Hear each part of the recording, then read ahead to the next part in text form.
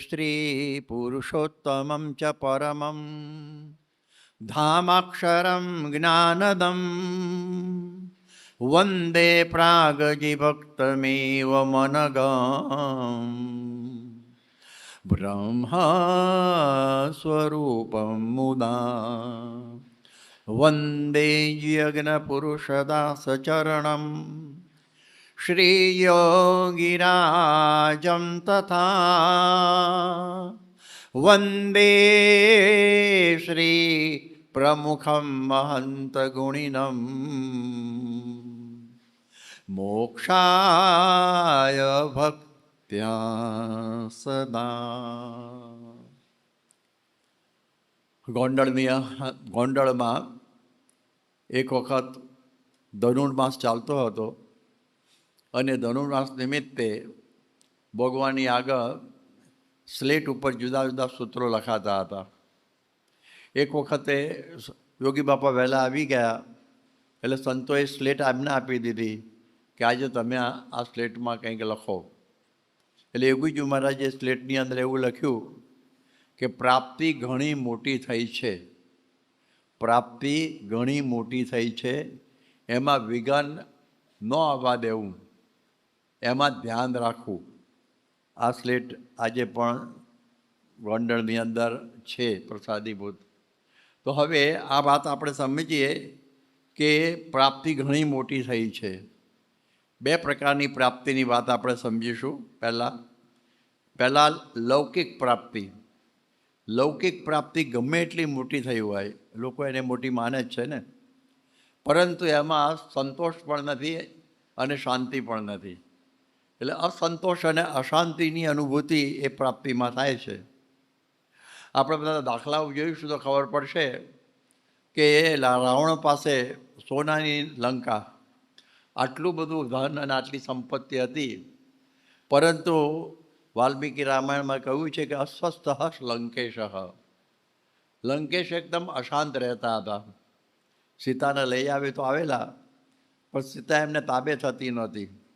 ધારે તો બળાત્કાર કરી શકે એમ હતું, પરંતુ એક વખતે એ અલકાપુરીમાં ગયેલા અને કુબેરની અપ્સરા હતી, એનું નામ હતું એક રંભા.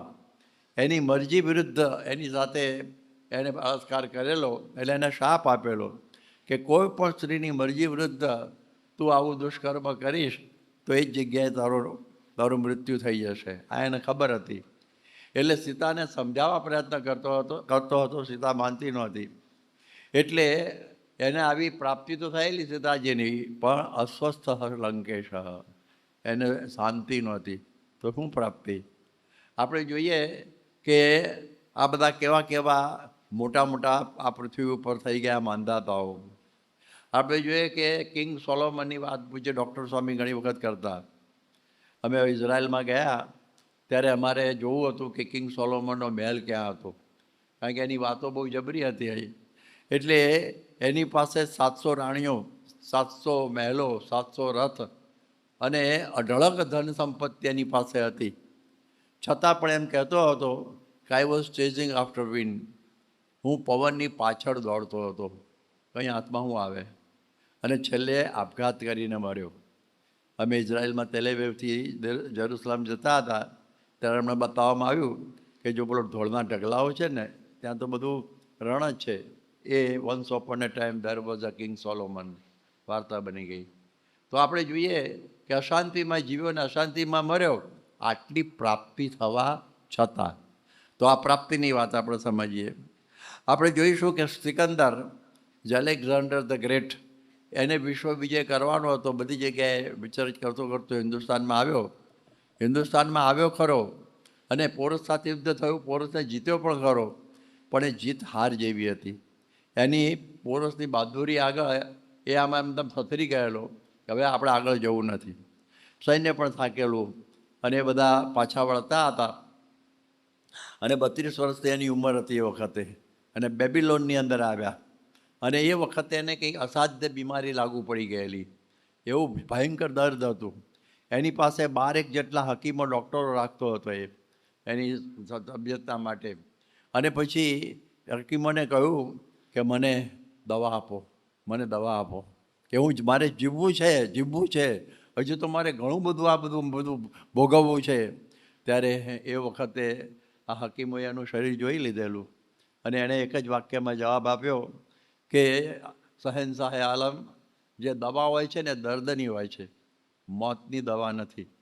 તમને મોત આવ્યું છે. ત્યારે એકદમ અશાંત થઈ ગયો. અરર, આ શું થયું? અને એણે, આપણે બધા આવી ભૂલો ન કરી બેસીએ એટલે એને ફરમાનો લખાવ્યા કે મારું મરણ થાતા બધી મિલકત અહીં પથરાવજો, મારા જનાજા સાથ કબ્રસ્તાનમાં પણ લાવજો. અને લોકોને કહેજો કે જે બાહુબળથી મેળવ્યું તે ભોગવી પણ ના શક્યો, અબજોની મિલ્ક આપતા આ પણ આ સિકંદર ના બચ્યો. બધાને સમજાવો કે પૈસાની પ્રાપ્તિ માટે લોકો કેટલું કરતા હોય. મારી પાસે તો ઘણું બધું, છતાં પણ આ મને અશાંતિ, મોત મને છોડતું નથી. એની પાસે ઘણાને કહે પણ અમારી પાસે વર્લ્ડ પાવર, અત્યારે અણુશસ્ત્રોનો પાવર હોય, એ બધા મહાસત્તા કહેવાય. તો એમણે એ પ્રમાણે એમને નક્કી થયું કે મારા બધા હથિયારો છે, લશ્કર છે, એ બધું મને નહીં બચાવી શકે. અત્યારે યુદ્ધની અંદર આનો બધો બહુ પ્રભાવ હોય છે. એટલે એણે કહ્યું કે મારું મરણ થાતા બધા હથિયાર લશ્કર લાવજો, મારા જનાજા સાથ આગળ સર્વને દોડાવજો. અને કહેજો કે આખા જગતને જીતનારું સૈન્ય પણ રડતું રહ્યું, વિકરાળ દળ ભૂપાળને નહીં કાળથી રોકી શક્યું. આવી બધી વાત છે. અને ઘણા બધા ડૉક્ટરો ફેમિલી ડૉક્ટર રાખતા હોય, બીજું રાખતા હોય. એની પાસે 12 હતા, છતાં પણ એ બધા હાથ ઊંચા કરી ગયેલા. ત્યારે વળી પાછું એણે લખાવડાવ્યું કે મારું મરણ થાતા બધા હકીમોને અહીં તેડાવજો, મારો જનાજો એ જ હકીમોને ખભે ઉપડાવજો. કે જો આ લઈને ચાલ્યા, ધન ફના, જોબન ફના, જરને જમીન પણ છે ફના, આ બધું નકામું છે. અશાંતિમાં જીવ્યો, અશાંતિની અંદર મર્યો. આ જુઓ, પ્રાપ્તિ યાદ રાખજો, ઘણી મોટી થયેલી, પણ આ દશા ઊભી થઈ ગઈ. આપણે ફ્રાન્સનો શહેનશાહ નેપોલિયન, એની પાસે અશક્ય જેવી કોઈ શબ્દ જ નહોતો. એમ કહેતો હતો કે impossible is not a French word, કે આ અમારા માટે અશક્ય શબ્દ છે જ નહીં. અને આ જે અશક્ય શબ્દ મૂર્ખાઓની ડિક્શનરીમાં હોય છે, આવું બધું બોલતો. છતાં પણ એ કહેતો હતો આટલું મેળવ્યા પછી કે I have enough wealth to buy any comfort, I could have the world at my feet, but I haven't seen 6 happy days in my life. હું ધારું તો આખી દુનિયાના મારા પગ નીચે આ રાખી શકું, આખી દુનિયાના બધા સુખ સગવડના સાધનો ખરીદી શકું, છતાં 6 દિવસ સુખના જોયા નથી. પલંગ સોનાનો હતો, પણ બેઠો બેઠો ઊંઘતો હતો, કોઈ મને મારી ન જાય. આ પરિસ્થિતિ. ઔરંગઝેબ પણ કહેતો હતો મેરી સારી જિંદગાની ફિઝુલ ગઈ. આવી પ્રકારની પરિસ્થિતિ ઘણા બધાની થયેલી છે, આપણે બધા જાણીએ છીએ.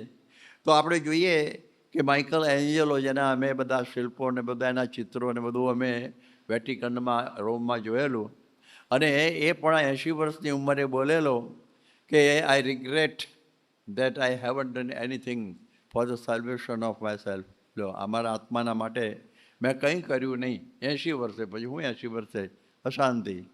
આપણે જેના પાછળ દુનિયા એક વખત પાગલ હતી, એવો માઇકલ જેક્સન, કેટલી બધી ધન સંપત્તિ ને બધું, નામ ને નેમ એન્ડ ફેમ બધું હતું, છતાં એ કહેતો હતો કે આઈ એમ ઓલવેઝ ફિલિંગ લોનલી, કે મને એકલતા ચાલે છે. હું એકલતા, આટલા ધૂમ ધડાકા બધું હતું, છતાં આ પ્રાપ્તિની વાત હવે સમજવાની છે કે આટલી મોટી પ્રાપ્તિ થયા પછી પણ આવું. આપણે એકેડેમિયામાં જોઈએ તો અર્નેસ્ટ હેમિંગવે, એને નોબેલ પ્રાઇઝ મળેલું. એની ચોપડી હતી river and the old man, એની ઉપર કંઈ. પરંતુ એ આપઘાત કરીને મર્યા ત્યાર પછી અશાંતિ જશે ને. એટલે ધનમાં નહીં, રાજ્યસત્તામાં નહીં, આવી કીર્તિમાં નહીં, એમાં પણ અશાંતિ. દાખલાઓ બધા ઘણા હોય. એક વખત સ્વામી પાસે એક ભાઈ આવેલા રોલ્સ રોયસની અંદર, અને સ્વામીની પાસે બેઠેલા અને પોતાની બધી વ્યથા રજૂ કરી. આપણે મળી ગયા કે આટલી બધી સંપત્તિ છે, આવી મોટી ગાડી અને આવા બધા એની પાસે ધંધાઓ ને બધું છે, છતાં આવું કેમ? પણ આવું છે. જેમ આપણે કોઈ મગરના ચામડાના જોડા પહેરીને આવ્યો, બહુ મોંઘા ગણાતા હોય, અને એમાં એક ખીલી હોય, એક ખીલી હોય, હવે ખીલી છે ને એને ખબર પડે, એને વાગતી હોય. બીજા તો કે ઓહો લાગે, શું એની પ્રાપ્ત કર્યું છે બધું. પણ ખીલી અંદર હોય તો આજે જુઓ કે ભગવાને દરેકને લૌકિક પ્રાપ્તિઓમાં એક ખીલી લગાડી આપેલી છે. એક ખીલી લગાડી દીધેલી છે કે આટલા બધા પૈસા હોય પણ છોકરો ના હોય એનું દુઃખ હોય એને, અને છોકરો હોય તો પિસ્તોલ સામે ધરતો હોય એનું દુઃખ હોય. ઘણા પરણે ના હોય એનું દુઃખ હોય, અને પરણે હોય તો કલાટ બઈ મળી હોય. કોઈને છોકરા ના હોય એનું દુઃખ હોય, છોકરો મળ્યો તો બબુચક જેવો મળ્યો હોય એનું દુઃખ હોય. ક્યાં જોવું?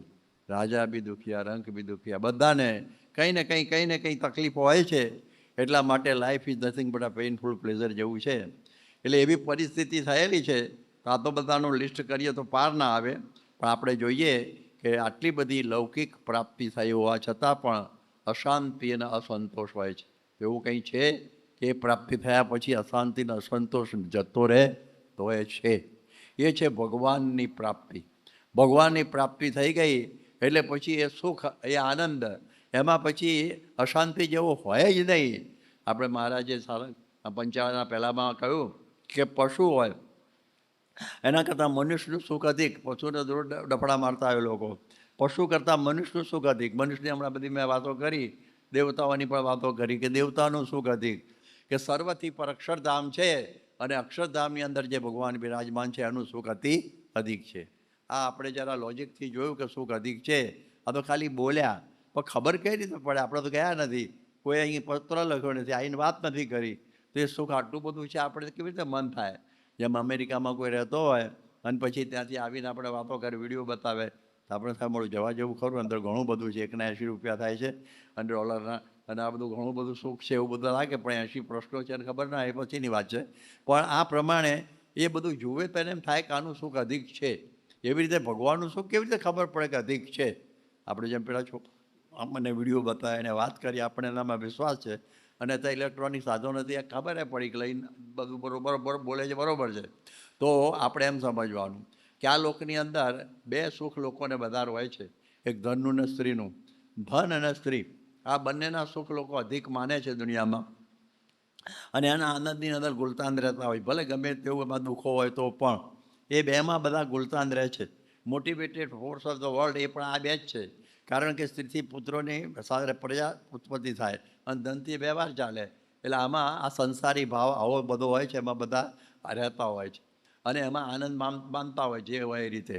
પરંતુ જેની પાસે ધન ના હોય, જેની પાસે સ્ત્રી ના હોય, જેની પાસે કીર્તિની કોઈ ખેવના ના હોય, છતાં પણ અખંડ આનંદમાં રહેતા હોય, એવા કોણ હોય? આ બહુ અઘરું છે. એક ભાઈ મને મુંબઈમાં મળ્યા હતા કે મારે આપઘાત કરવો છે. કે કેમ? એમ કે મારા લગ્ન થતા નથી. જો સ્ત્રીની આકાંક્ષા. તો આવું બધું થાય છે. એટલા માટે આપણે સમજીએ કે મહંત સ્વામી છે આપણા ગુરુ, એમની પાસે કોઈ સ્ત્રીનો સંસર્ગ નથી, કોઈ ધન, પોતે આટલી મોટી BFP સંસ્થા વર્લ્ડ વાઇડ છે, એના નામે ટુકડો જમીન નથી, અથવા એક પૈસો એમની પાસે એમના નામે નથી, અને કોઈ કીર્તિની અપેક્ષા નથી. એમના કેટલા બધા સન્માનો દેશ વિદેશની અંદર થાય છે, છતાં પણ એમને કીર્તિની પડેલી નથી. તો આપણને થાય કે છતાં પણ અખંડ આનંદમાં રહે છે. અને આપણી પાસે આવું બધું હોવા છતાં પણ, આગળ આ વખત વાતો કરી એ તો મરી ગયા અને ધમાલ થઈ, અને આપણી પાસે બધું હોવા છતાં 10 વખત દિવેટ પીધા જેવું મોઢું થઈ જાય છે, આનંદ નથી રહેતો અખંડ. તો આમને જે અખંડ રહે છે તો શું મેળવ્યું હશે? ભગવાન. એ ભગવાનનું સુખ ભોગવે છે. મહંત સ્વામી સુખ અંતરે રે સંત સાચા ભોગવે રે. એના અંતરમાં ભગવાનનું સુખ છે. એટલે ભગવાનનું સુખ અધિક છે એની પ્રતીતિ, દાખલો શું? મહંત સ્વામી મહારાજ. આ મહંત સ્વામી મહારાજ એનો પ્રત્યક્ષ દાખલો છે. એટલે કાંતા કનક સૂત્રેણ વિષ્ટિતમ સકલમ જગત તાસુ તેષુ વિરક્તો એમ દ્વિભુજા પરમેશ્વર. જે કાંતાના કનકમાં તો આખું જગત વીંટાયેલું છે, એ જ નામ, એનું નામ જ સંસાર છે. અને એનાથી વિરક્ત હોય એ ભગવાનનું સ્વરૂપ કહેવાય. એ ભગવાન એમાં અખંડ બિરાજમાન હોય એવી વાત આપણને શાસ્ત્રો સમજાવે છે. એટલે એ દૃષ્ટિથી આ વાત સમજવાની. એટલે આ પ્રાપ્તિ થઈ ભગવાનની, ભગવાનનું સુખ અતિ અધિક છે એની પ્રાપ્તિ થઈ. ભગવાનના અખંડ ધારક એવા ગુણાતીત સંત મળ્યા એની પ્રાપ્તિ થઈ. અને આ મળ્યા પછી પણ હવે એક વાત સમજવાની છે કે આપણે મળ્યા તો ખરા, અત્યારે મહંત સ્વામી આપણા માટે સુલભ છે. આ દુનિયામાં અત્યારે એમનું અસ્તિત્વ છે.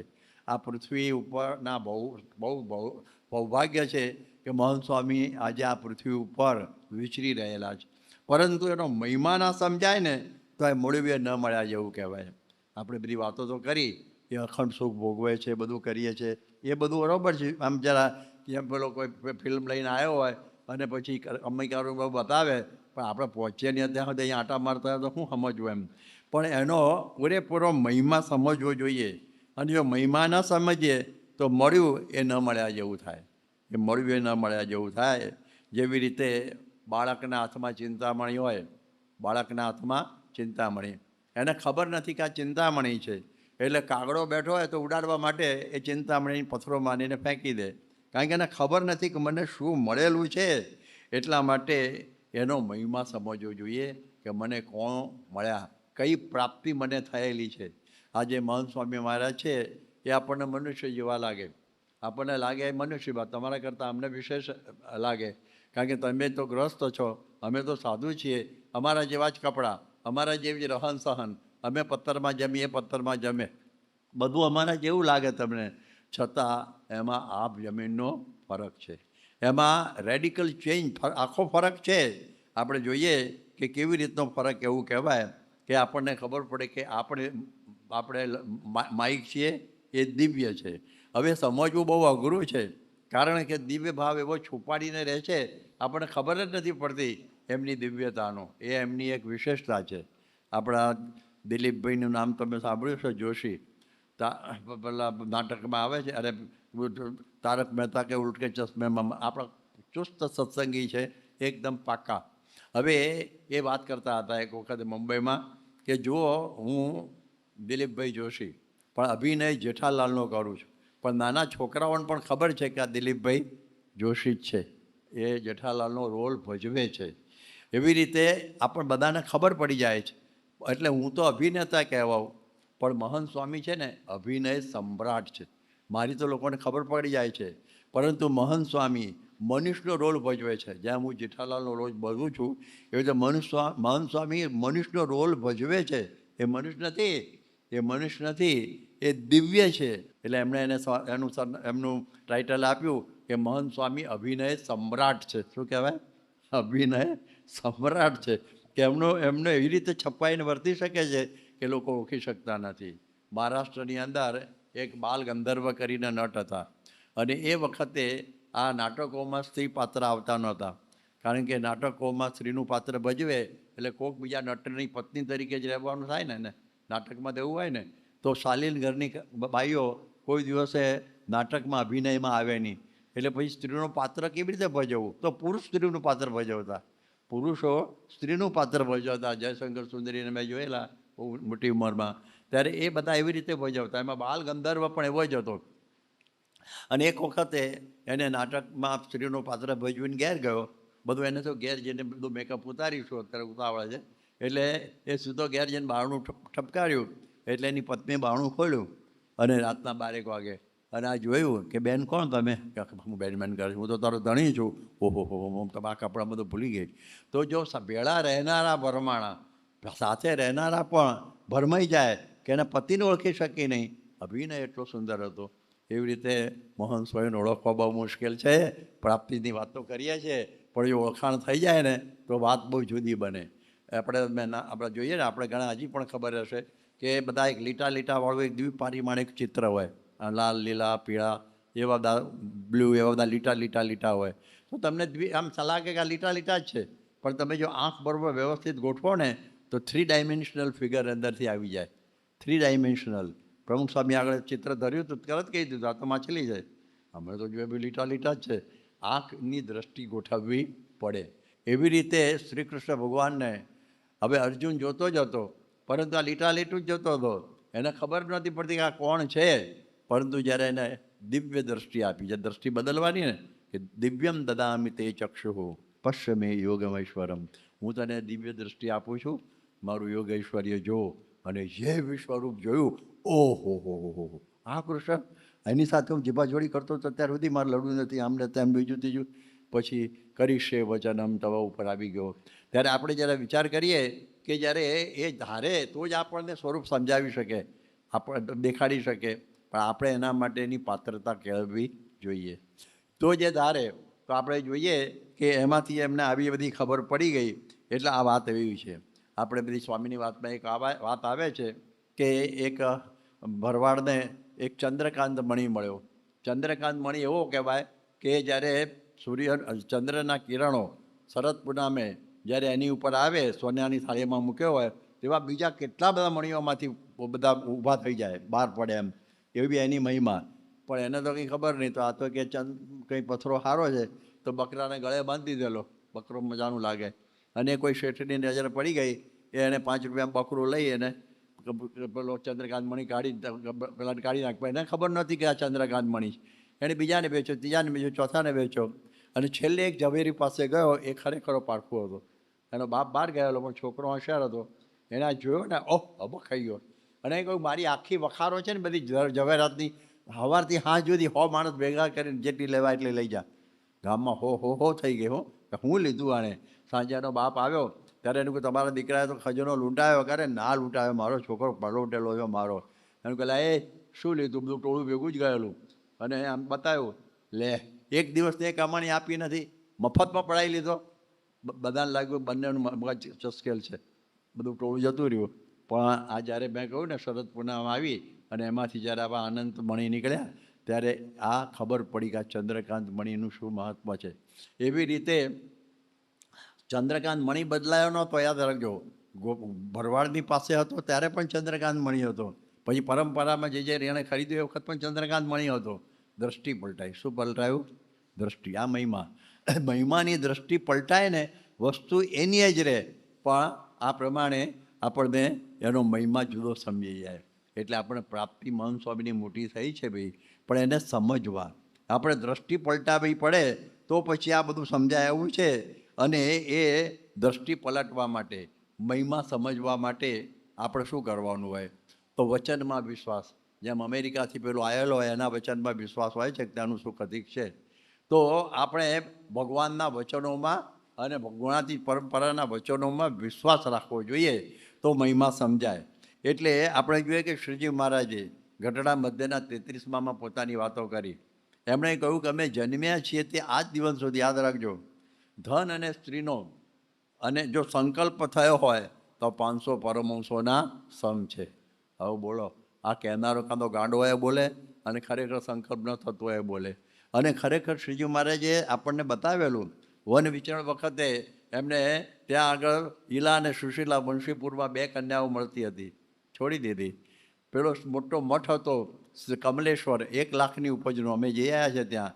હવે એ અને આ વાત હકીકત ખાતરી કરેલી કે જમાનામાં 1 લાખ રૂપિયા એ જમાનામાં 62 ગામ આપેલા ટિહિરેના રાજાએ મઠને, કમલેશ્વરને.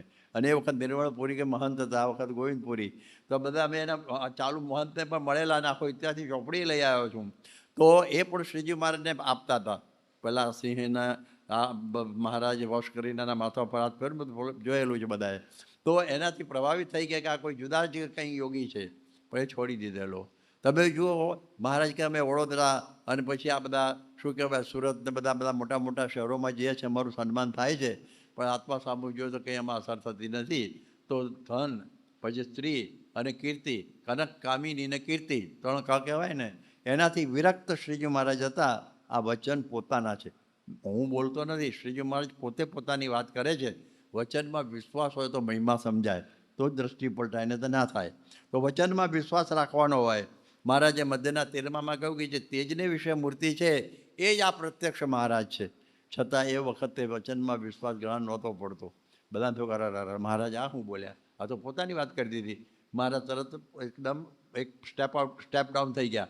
શું બોલ્યા? કે એમ ન સમજાવતું હોય તો એટલું તો સમજજો કે મૂર્તિને મહારાજ દેખે છે. ભગવાનમાંથી ભક્ત થઈ ગયા. વચનમાં વિશ્વાસ અઘરો છે. એટલે આવું થઈને ઊભું રહી જાય. તો શ્રીજી મહારાજે ઘણા વચનામૃતોમાં આ બધી વાતો કરેલી છે. અને આપણે આજ મારે ઓરડે એ પદો બોલીએ છીએ, એમાં પહેલાં 2 પદ છે એ સખી મુખના છે, અને બીજા 2 પદ છે એ શ્રીમુખના છે. એ શ્રીમુખના 2 પદમાં કે બોલ્યા શ્રી હરિ રે, સાંભળો નર નારી હરિજન, મારે એક વાર તારે સૌને સંભળાવ્યાનું છે મન.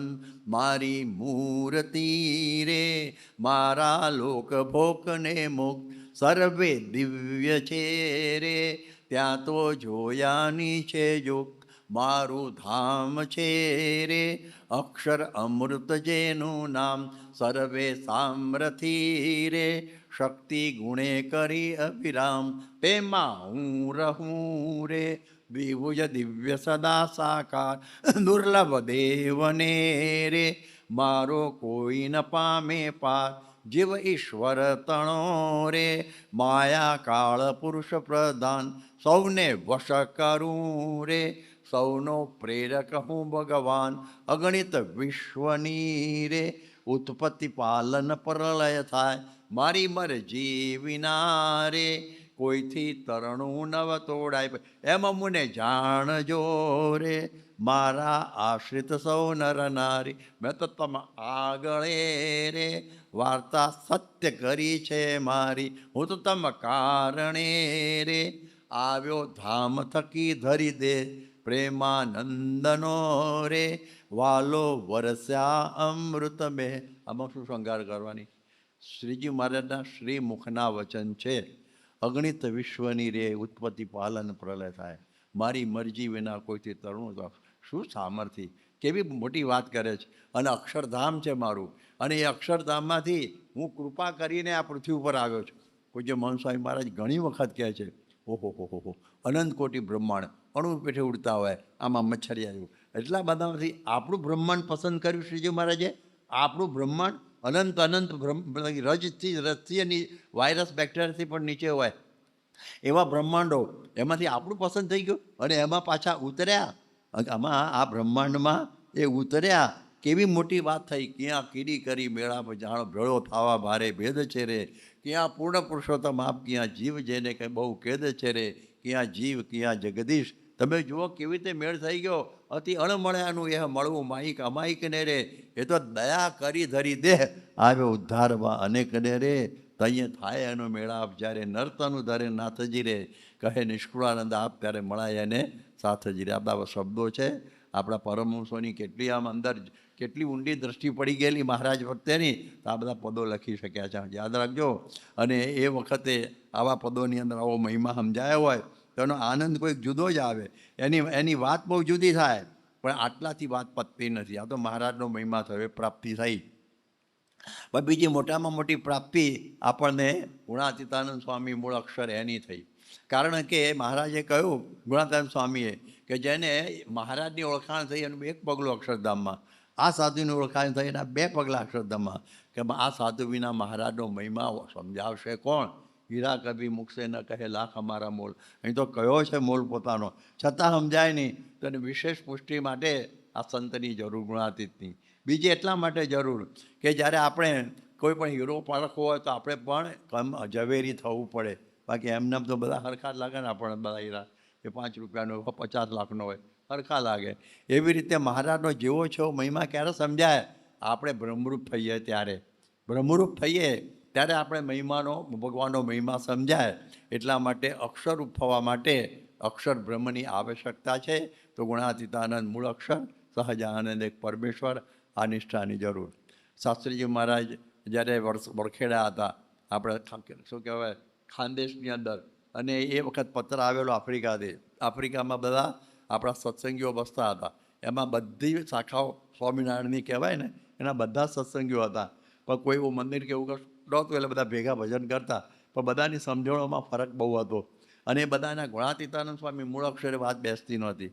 એટલે શાસ્ત્રી માને કહ્યું કે સ્વામી આના માટે કંઈ પુરાવાને એવું બધું તમે અમને મોકલજો. તો શાસ્ત્રી મહારાજે એ વખતે 7/12/1938ના દિવસે મોટો પત્ર લખેલો, સંપ્રદાયમાં પ્રસિદ્ધ છે. અને એમણે પોતાની બધી વાતો કરેલી કે મને પૂરી ખાતરી છે એ પ્રમાણે ગુણાતીતાનંદ સ્વામી મૂળ અક્ષર જેના પ્રસંગો લખું છું. એમણે જ્યારે સારંગપુરમાં જ્યારે પેલો થયો ફૂલદોળનો ઉત્સવ અને એ વખત છડી શાસ્ત્રી શ્રી ગુણાતીતાનંદ સ્વામીની છાતી માળાને બોલતા હતા કે આ સાક્ષાત અક્ષરધામ અમારે રહેવાનું ધામ છે. અને આ વાત રાઠોડ દાદલે, જસા ગોર અને નાગી શેઠને કરેલી અને એમણે શાસ્ત્રી મહારાજને વાત કરેલી તદ્દન નજીકની વાત. એ વખતે માલજી સોની ભોયકામાં હતા અને એ છે ને એમને બહુ ઈચ્છા કે ગોપાળાનંદ સ્વામીના શિષ્ય હતા કે મને અક્ષરધામ બતાવજો. કે સારું. એક વખત જૂના વડતાલમાં ગુણાતાન સ્વામી પણ હતા, આચાર્ય મહારાજ હતા, રઘુવીરજી મહારાજ અને ગોપાળાનંદ સ્વામી હતા. અને એ વખત માલજીભાઈ સમયે આવેલા અને બે હાર લાવેલા, એક રઘુવીરજી મહારાજ માટે ને ગોપાળાનંદ સ્વામી માટે પહેરાયા અને કહેતા લે તું કહેતો હતો ને અક્ષરધામ જો, હા હા હા, એના મને કોઈ ભડકો દેખાડ. જો પેલા જ ગુણાતીતાનંદ સ્વામી બેઠા ને એ સાક્ષાત અક્ષર બ્રહ્મનો અવતાર છે. આ શાસ્ત્રીજ મહારાજ એમની છેલ્લી અવસ્થામાં ત્યાં વોયકા પોતે ગયેલા, સાથે યોગી બાપા પણ હતા, શ્રીજી સ્વરૂપ સ્વામી પણ હતા અને બધાને એમના મોઢે બોલાવડાવ્યું કે આ વાત મારી પોતાની છે, ગુણાતીતાનંદ સ્વામી મૂળ અક્ષર છે, એ વાત સાચી છે. હવે શુકાનંદ સ્વામીના એક શિષ્ય હતા, એમનું નામ કૃષ્ણચરણદાસ. હવે ના ભડકે શુકાનંદ સ્વામીના નહીં, સિદ્ધાનંદ સ્વામીના. સિદ્ધાનંદ સ્વામી ગુણાતીતાનંદ સ્વામીને બહુ વાંકું બોલે. એટલે એને શુકાનંદ સ્વામીને કહ્યું કે મારા ગુરુ ગુણાતીતાનંદ સ્વામીનું વાંકું બોલે છે, શું એમાં સમજવું? અરે કે ક્યાં સિદ્ધાનંદ ને ક્યાં ગુણાતીતાનંદ સ્વામી? શુકમુનિ કહે હવે એ તો સાક્ષાત અક્ષર બ્રહ્મનો સ્વરૂપ. અને બધા પ્રસંગો કયા કે એમની આસને કરીને મોટપ નથી. પછી એમને જૂનાગઢના મહંત કર્યા ત્યારે પણ કહ્યું કે આ પ્રમાણે અમારું અક્ષરધામ અને સોરઠને ભેટ આપીએ છીએ. એ બધા 4-5 પ્રસંગો કયા, અત્યારે સમય નથી બધો કહેવાનો. તો એ વાતો કરી ત્યારે એ વખતે એમ એ કૃષ્ણચરણ સ્વામીએ મહુવાની અંદર શાસ્ત્રીમાના વાત પોતાને કરેલી. આ બધા પ્રસંગો એમાં લખેલા છે. અને સ્વામી છેલ્લે લખ્યું છે, જો મને સાચા બોલો સાધુ સમજતા હો તો મારા વચનમાં વિશ્વાસ રાખીને આ સાત સત્ય માનજો. તો પતી ગયું ને કે ગુણાતીતાનંદ મૂળ અક્ષર, સહજાનંદ એક પરમેશ્વર. હજી પણ પૂરું થતું નથી. યાદ રાખો, પ્રાપ્તિમાં યાદ રાખો, આટલાથી પ્રાપ્તિ થઈ કે એમ સમજવાનું નહીં કે આ બધા ઘણા બધા પણ ગુણાતીતાનંદ સ્વામીને મૂળ અક્ષર સમજે, સહજાનંદ સ્વામીને પરમેશ્વર સમજે, એની ઉપર પુસ્તકો લખાય, એની ઉપર બધું થાય, પણ એમાંથી મોક્ષ ના થાય. એના માટે પ્રગટ ગુરુ જોઈએ ને જોઈએ. આપણને એ અક્ષરરૂપ પૂરું ગુરુ આપણને મળે, સાક્ષાત અક્ષર, અને એનો મન કર્મ વચને સંગ કરીએ તો આપણે અક્ષરરૂપ થઈએ અને પુરુષોત્તમની ભક્તિને પામીએ. એટલા માટે ગુણાતીતાનંદ મૂળ અક્ષર, સહજાનંદ એક પરમેશ્વર અને અક્ષર સ્વરૂપ મહંત સ્વામી મહારાજ મોક્ષનો દ્વાર. એટલે સમજવું કે આપણી ઉપાસનાની ત્રિવેણી થઈ ગઈ. આ ઉપાસનાની ત્રિવેણી થઈ ગઈ. કારણ કે કોલેજો હોય, લાઇબ્રેરી બધું હોય, પણ પ્રોફેસર વગર કેવી રીતે વિદ્યા પ્રાપ્ત થાય? એવી રીતે અક્ષર પુરુષોત્તમનું જ્ઞાન હોય પણ જ્ઞાનની સિદ્ધિ ગુરુ વગર થાય જ નહીં. એના અક્ષરમ પુરુષો વેદ સત્યમ પુરવાતામ તત્વ બ્રહ્મ વિદ્યામ, પણ એ કેવી રીતે થાય? તદ વિજ્ઞાનાર્થમ સ ગુરુમેવા વિગચ્છેત પછી શ્રોત્રિયમ બ્રહ્મનિષ્ઠમ. તેના માટે ગુરુ પાસે જવું જોઈએ એવું આપણા ઉપનિષદો પણ કહે છે. એટલા માટે આ ત્રિવેણી આમાં આપણે જોઈએ ને કે ત્રિવેણીની અંદર અમે બધા ગયેલા, ત્યાં આપણે બધા સ્નાન કરીએ છીએ. આપણા ભારતની અંદર આનો ખૂબ મહિમા છે તીર્થોનો, યાદ રાખજો. પણ તીર્થો બે પ્રકારના છે, એક સાવર તીર્થ અને એક જંગમ તીર્થ. બંને બરાબર છે, પરંતુ સાવર તીર્થ છે તેમાં આપણે જવું પડે. આપણે કાશી કેદાર દ્વારિકા બધા જવાનું થાય, ગંગા યમુનામાં નાહવા માટે જવાનું થાય. એટલે આ બધા સાવર તીર્થો છે અને એ બધા પણ બધા પવિત્ર જ છે. પરંતુ એક બીજું તીર્થ પણ આપણા તુલસીદાસજી કહે છે કે મુદ મંગલમય સંત સમાજુ જો જગ જંગમ તીરથરાજુ. કે જો મુદ મંગલમય સંત સમાજુ, સંત છે એ પણ એક તીર્થ છે, જંગમ તીર્થ. જો જગ જંગમ તીર્થરાજ, તીર્થરાજ છે. એટલે આમાં જેમ પહેલાંમાં ડૂબકી મારીએ આપણે ત્રિવેણીમાં, તો બગલો ડૂબકી મારે પેલા પાપ ધોવાઈ જાય, પણ બહાર નીકળે ત્યારે બગલો ને બગલો જ રહે. બરાબર છે કે હંસ ના બની જાય. પરંતુ આપણને તુલસીદાસજી આ તીર્થ બતાવ્યું કે આવા મહંત સ્વામી જેવા ગુરુ જે સાક્ષાત તીર્થરાજ છે એમાં ડૂબકી મારીએ ને તો આપણે બગલામાંથી શું થઈ જઈએ? હંસ. જીવ ભાવમાંથી બ્રહ્મ ભાવમાં પહોંચી જઈએ. પણ ડૂબકી મારવી એટલે શું યાદ રાખવાનું? ડૂબકી મારવું એટલે મને કરીને એનો સંગ કે નિર્દોષ છે, સાક્ષાત ભગવાનનું સ્વરૂપ છે, ડૂબકી મારી કહેવાય. કર્મે કરીને એમ જે ભગતજી મહારાજે જેમ સેવા કરી એવી રીતે એમની સેવા કરીએ એ ડૂબકી મારી કહેવાય. અને વચને કરીને ગુણો ગઈએ છીએ અને તમે સાંભળો છો તો એ પ્રકારના વચનની સેવા. તો આ ડૂબકી મારીએ તો આપણું પરિવર્તન પછી થઈ જાય. એટલા માટે આ વાત બરાબર સમજવાની. આ જે આપણી ત્રિવેણી. હવે આપણે જોઈશું કે આવા જે અત્યારે ગુરુ છે મહંત સ્વામી મહારાજ, એના માટે યોગી મહારાજના વચનો થોડા સાંભળી લો. યોગી મહારાજ બોલેલા કે મહંત સ્વામીને બ્રહ્મની સ્થિતિ છે. દર્શન ન કર્યા હોય તો મુંબઈ જવું પડે. ભવિષ્યમાં હોલ મુંબઈનો નાનો પડશે, સાંકડો પડશે, આખું આ મુંબઈ આ પ્રમાણે મહંત સ્વામી જગવશે. ભગતજી જેવી એમની સ્થિતિ છે. આયુર્ગ બાપાના વચનો મહંત સ્વામી મહારાજ કાયમ રહ્યા છે. અટલા ધર્મ 1952 કહેલું રહેશે. અને લંડનમાં આફ્રિકામાં 1970 કહેલું કે મહંત સ્વામીને પ્રમુખ સાહેબ બંનેના નામ બોલ્યા. એ આપણને સિક્કો મારી દે તો પ્રકૃતિ પુરુષ સુધી કોઈ આપણને રોકી શકે નહીં. તો આવા બધા આ મહિમાના વાતો એમણે કરેલી છે. મહંત સ્વામી મહારાજે પણ એમની અનિચ્છા છતાં એમની જન્મજયંતિ મુંબઈ બધાએ ઉજવેલી. ત્યારે મહંત સ્વામી માટે બોલેલા કે મહંત સ્વામીને જોઈને ટાઢક થાય છે. સાધુતા પુરુષોત્તમ સ્વામી જેવી છે, નિર્માનીપણું, આવી બધી વાત. અને 15/5/78 એ દિવસે પ્રમુખ સ્વામી બહુ માંદગીમાં આવી ગયેલા. 78 યાદ રાખજો, 1978ની વાત કરું છું. અને એ વખતે મને બધા સંતોને બહાર કાઢ્યા અને મને બોલાવ્યો, બારણું બંધ કરાવ્યું. અને સ્વામી પછી બોલ્યા, પ્રમુખ સ્વામી, કે હવે મારો દેહ રહે એવું નથી, મને તેજ દેખાય છે. હું તો એકલો ગભરાઈ ગયો, સ્વામી મને શું વાતો કરે છે. એટલે કે છે હવે મારો દેહ રહે એવું નથી, મારા પછી મહંત સ્વામીની ગુરુ પદે નિમણૂક આપણે કરવાની. આ વાત મને કરેલી 15/5/78 7:30 7:30 વાગે આ પ્રમાણે આ વાત થયેલી. અને પછી તો સ્વામી એમ મુંબઈમાં, અમને વિદ્યાનગરમાં, મુંબઈમાં, અમદાવાદમાં બધી વાતો કરેલી. અને 20/7/2012 પત્ર સ્વામીએ લખી દીધો કે હવે મારા જગ્યાએ મહંત સ્વામીને હું આ પ્રમાણે ગુરુપદે અને પ્રમુખ પદે નિમું છું. તો આપણને આ બધા પરંપરાના શબ્દોમાં વિશ્વાસ છે, એટલે આમ સમજીએ કે આ વાત સત્ય છે. બીજું તમે જુઓ કે આપણી પરંપરાના કાર્યો કેવા બધા. શ્રીજી મહારાજના તમે જુઓ કેવા અદ્ભુત પહેલાં કાર્ય જોઈએ કે શ્રીજી મહારાજના 3, આમ તો બધું આખું જીવન જ ઐશ્વર્યમય હતું એમનું, છતાં 3 ઐશ્વર્ય બહુ મોટા હતા. કે એક તો અમદાવાદની અંદર એમણે 84 કરી. અમદાવાદમાં પ્રતિષ્ઠા પછી થયું કે બ્રાહ્મણોને જમાડવા જોઈએ.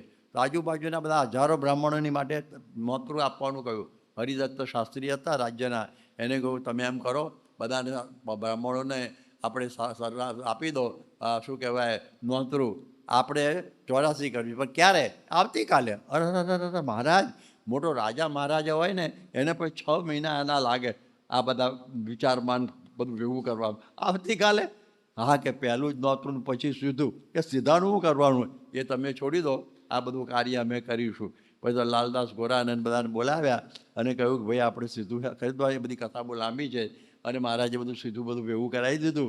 અને બીજે દિવસે 4:30 વાગે 3:30 વાગ્યાથી બધું ત્યાં શરૂ થઈ ગયું. અને બ્રાહ્મણો બધી 84 થઈ ગઈ, હજારો બ્રાહ્મણોની. આ મોટું ઐશ્વર્ય. બીજું વડોદરાનો સૂબો બહુ ભયંકર, અરે હતો બોલો દિવાન વિઠોબા. અને મહારાજનો હાડો વેરી હતો. પણ મહારાજની જ્યારે મહારાજે આ પધરામણી માટે વિનંતી કરેલી, એને મહારાજને મારી નાખવા માટે, ફજત કરવા માટે બધી ઘણા પ્રયત્નો કર્યા, બધી રીતે ફેલ ગયો. એ મોટું ઐશ્વર્ય નંબર 2. અને ત્રીજું ઐશ્વર્ય, જુનાગઢમાં કોઈ દિવસ મંદિર થાય જ નહીં. ત્યાં આગળ બધા મુસલમાની રાજ્ય હતું. બધી બીજા બધા મમ્મી ઉપાધિઓ બહુ હતી, બધા અધિકારીઓની, દિવાનોને બધા જુદી કોમના હતા. અને એની સાથે પથ્થરીઓ પ્રદેશ, ખાવાની વ્યવહારની વ્યવસ્થા કશી નહીં. અને એમાં સ્વામીએ મહારાજે મંદિર બનાવ્યું. ઐશ્વર્યનો કોઈ પાર નથી. સમાધિ પ્રકરણ પણ એક પ્રકારનું એમનું ઐશ્વર્ય હતું. ત્યારે એવા ને એવા ઐશ્વર્યો આપણે બહુ ટૂંકમાં જઈએ તો શાસ્ત્રીજી મહારાજે પણ સમાધિ પ્રકરણ શરૂ કરેલું. જેને સમાધિ હતી એમાં બે કના તો મેં દર્શન પણ કરેલા છે. એટલે એ પ્રમાણે સમાધિ પ્રકરણ બધું એમ ઊભું કરેલું. યોગીજી મહારાજનું ઐશ્વર્ય કેવું તમે જુઓ એમના કાર્યોમાં. લંડનમાં મંદિર કર્યું, બોલો યોગી બાપાએ 1970માં. એની ફિલ્મ તમે હમણાં જોઈ. આ બધા જે ફોટા હતા ને એ સ્વામી વાત યોગી બાપાના, એ બધા લંડનની પ્રતિષ્ઠાના છે. અને એની સાથે યોગીજી મહારાજે હમણાં એ પણ ફિલ્મ જોઈ કે 51 ભણેલા ગણેલા સાધુ કોઈ દિવસ બને નહીં એવી વાત એ કરી. અને એમાંથી આપણને મહંત સ્વામી મહારાજની ભેટ મળી. એ પણ એક મોટું યોગી બાપાનું પ્રદાન કહેવાય. આપણે જોઈએ કે મહંત સ્વામી મહારાજે પ્રમુખ સ્વામીના સંકલ્પે રૂબિન સ્કૂલની અંદર મંદિર ઊભું કર્યું. જો એ વખતે કારીગરો હતા એ બધા હતા, તે વખતે હતા બધા 100 જેટલા. અને જો હતા તો પણ એ લોકો વાત કરતા હતા કે 2030માં માંડ પૂરું થશે, 2030માં. પણ અમુક કારણસર એ બધા ઓછા થઈ ગયા. અને પછી કે હવે શું કરવું? તો મહંત સ્વામીએ એક પત્ર જ લખી દીધો. અને 12,576 યુવા યુવતીઓ બધા ભેગા થઈ ગયા. અને 2023માં એની પ્રતિષ્ઠા થઈ ગઈ. આ મોટું ઐશ્વર્ય મહંત સ્વામીનું. કોઈ દિવસ નેક્સ્ટ ટુ ઇમ્પોસિબલ એ કાર્ય એ સિદ્ધ થઈ ગયું. એ આપણને બધા જોઈએ છે. અબુધાબીમાં તો ચંદ્ર ઉપર મંદિર બાંધવું એના જેવું મુશ્કેલ કાર્ય કહેવાય. એ આપણે જોયું કે મહંત સ્વામીના સમયમાં અદ્ભુત થઈ ગયું. અને આજે લગભગ રવિવારે 65,000 હરિભક્તો પણ ત્યાં દર્શને પધારે છે. એટલે આવા બધા ઘણા બધા કાર્યો પ્રમુખ સ્વામી મહારાજનો શતાબ્દી ઉત્સવ બેઠાલાલમાં ઘણા મોટાભાગના બધા જ ગયા હશે અમદાવાદમાં. તો એ પણ એક મોટું ઐશ્વર્ય હતું. આટલો મોટો ઉત્સવ કોઈ અનિચ્છનીય બનાવ નથી બન્યો. અદ્ભુત રીતે આખી દુનિયામાં ડંકો વાગી ગયો. અને એનું આપણને ખ્યાલ આવે. આપણે જોઈએ કે મહંત સ્વામી મહારાજે સત્સંગની વૃદ્ધિના માટે શુદ્ધિનું પણ આદર્યું. ઉપાસનાની શુદ્ધિને એવું બધું થાય. આરતી, સત્સંગ, દીક્ષા, મહાપૂજા એ બધું આપણને સરસ રીતે નવું કરી આપેલું. તો આ બધા દાખલાઓ આપણે જોઈએ કે આ બધું કેવું બધું કાર્ય થયું. ગુણાતીતાનંદ સ્વામી વખતે કરુણાશંકર એ ડભોઈના અને એ ગયેલા બધા મંદિરો જોતાં જોતાં જુનાગઢમાં છેલ્લે ગયા અને જોયું કે બીજે તો સત્સંગ જરા આમ બધો એમને સંતોષકારક લાગ્યો નહીં. અહીંયા આગળ તો જોયું તો આમ જોયું કે સ્વામી વાતો કરે છે ને બધા શાંતિથી સાંભળે છે. અને એ જોઈને કે સ્વામી સ્વામી અમારે વાત કર્યું શું છે કે મેં બધી જગ્યાએ જોયું પણ અહીંયા આગળ સત્સંગ લીલો પલ્લવ લાગે છે. લીલો પલ્લવ. ત્યારે સ્વામી શું બોલેલા? લીલો પલ્લવ કેમ ના હોય? અહીંયા આગળ તો શ્રીજી મહારાજ સાક્ષાત પ્રગટ છે એટલા માટે લીલો પલ્લવ. આ બધા બુદ્ધિશાળી છો. સૂકું વિકાસ ના પામે. લીલું હોય ને તો વિકાસ પામે. લીલું હોય એક બી નાખ્યું હોય તો કબીર વડ પણ બની શકે. લીલું હોવું જોઈએ. તો લીલું એટલે જ પ્રગટ. લીલાનો અર્થ શું સમજવાનો? પ્રગટ. પ્રગટ હોય ત્યારે આ વિકાસ આપણે દેખાય. તો આજે પણ આટલો બધો દુનિયામાં પાંચે ખંડની ધરતી ઉપર બધા જેમ ઓસ્ટ્રેલિયા અને ન્યૂઝીલેન્ડ સ્વામી ગયા અને ઓસ્ટ્રેલિયા ગયા એ બધા ખંડોની અંદર આટલો સત્સંગ લીલો પલ્લવ દેખાય છે. એનું કારણ શું? મહંત સ્વામીમાં શ્રીજી મહારાજ પ્રગટ પ્રગટ અને પ્રગટ છે. એ લીલું. એ નામ કે લીલું કહેવાય. તો જો શ્રીજી મહારાજનો એકાંતિક ધર્મ સિદ્ધ કરાવે, ઐશ્વર્ય, પર્વતભાઈને, ગોરધનભાઈને કેવા કેવા બધા સરસ બધા થયેલા. એટલે આવો બધો સત્સંગ વધી ગયેલો. હવે આપણે આગળ જોઈશું કે આપણી જે પરંપરાની અંદર એમના પંચવર્તમાં હલાવી નાખે એવા આપણે એક ઐશ્વર્ય છે. પ્રતિથી આપણને ના કેમ આવે? આવા ગુરુ મળ્યા પાંચે વર્તમાને પુરાશુરા. અદ્ભુત કહેવાય ને. પંચે વ્રતે પુરાશુરા.